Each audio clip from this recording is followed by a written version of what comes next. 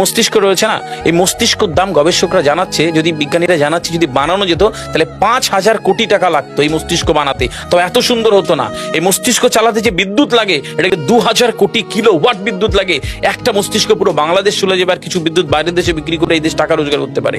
এই আপনি চিন্তা করেন যে শিরোপোষের এগুলো, একটা তারের হেডফোনকে পকেটে দেবেন আর বের করবেন, দেখবেন ছাড়াতে হচ্ছে, তাই না? জড়িয়ে যান। এই পুরো শরীরের মধ্যে এরকম জড়ানোর পেছনে যত শিরা আছে না, এই শিরাগুলোকে বলা হয় খুলে খুলে রাখা হলে 11 একর জমি লাগতো, 11 একর জমি লাগতো। কেন ইমাজিন আমাদের মধ্যে কি রয়েছে, পুরো শরীরে 650টা মাংসপেশি রয়েছে, যা ইনস্ট্রাকশন দেবেন তাই করবে।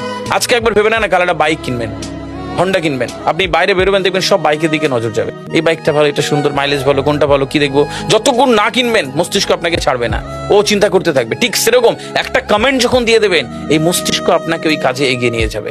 পৃথিবীতে মানুষ না বেসিক নিডস গুলো ফ্রি পেয়ে গেছে। ভাবুন তো একবার, পৃথিবীর সবচেয়ে লাক্সারিয়াস ড্রিঙ্কের নাম জানেন? পৃথিবীর সবচেয়ে লাক্সারিয়াস ড্রিঙ্কের নাম হচ্ছে পানি। পানি, জল।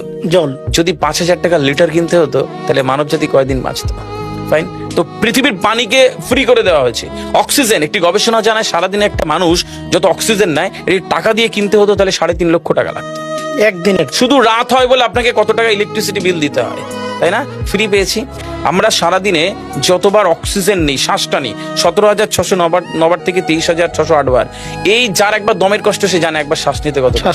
তাহলে বেসিক নিডস গুলো তো ফ্রি, আর বাকি জিনিস আল্লাহ সুবহানাহু ওয়া তাআলা দিয়ে দিয়েছে। আপনার আমার জন্মের সময় সব দিয়েছে, একটা উইল পাওয়ার ঢুকিয়ে দিয়েছে, যেটাকে বাংলা ইচ্ছা শক্তি বলে। এই ইচ্ছা শক্তির বলে আপনি এখান থেকে বেরিয়ে কালো গলে চুরি ধরতে পারেন, আবার অভুক্ত মানুষকে একবেলা খাওয়াতে পারেন। এই দুটোর জন্য আপনার বিচার হবে আর আপনার জীবন একদিকে যাবে। বুঝতে পারে, ফিল করতে হয় কেন দেওয়া হয়েছে। আমরা বেশিরভাগ মানুষ দেখবেন নামাজে দাঁড়ানোর সময় যে কোনো একটা ঘেমো গন্ধওয়ালা পোশাক পরে নামাজে দাঁড়ায়। বিয়ে বাড়ি যাচ্ছি হেভি ফিটপাট করে, কখনো এটা ভেবে নামাজে দাঁড়ায়নি যে আল্লাহ সুবহানাহু ওয়া তাআলার সামনে দাঁড়াচ্ছি, যিনি আমাকে সৃষ্টি করেছেন, আমার রবের সামনে দাঁড়াচ্ছি। এই ফিল